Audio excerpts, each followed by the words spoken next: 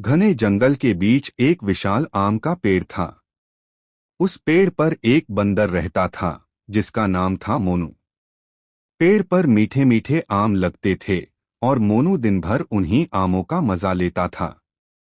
पास ही जमीन पर एक चालाक नेवला रहता था जिसका नाम था चीकू। वह बहुत बुद्धिमान था और हर काम सोच समझकर करता था।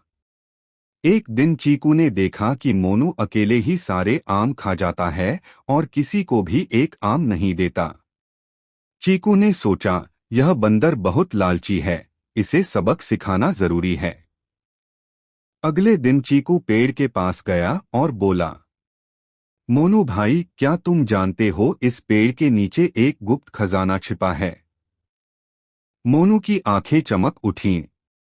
उसने पूछा, सच में? कहाँ है वो खजाना? चीकू मुस्कुराते हुए बोला, बस इस पेड़ की जड़ के नीचे। लेकिन उसे निकालने के लिए तुम्हें नीचे आकर खुदाई करनी होगी। लालची मोनू तुरंत पेड़ से नीचे उतर आया और मिट्टी खोदने लगा।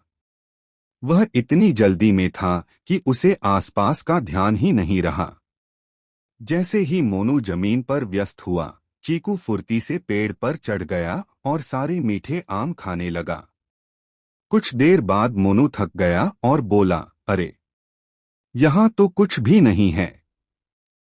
तभी उसने ऊपर देखा, चीकू मजे से आम खा रहा था। मोनू गुस्से में चिल्लाया, तुमने मुझे धोखा दिया।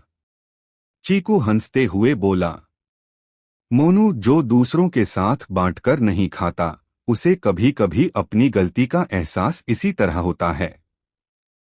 मोनू को अपनी गलती समझ आ गई।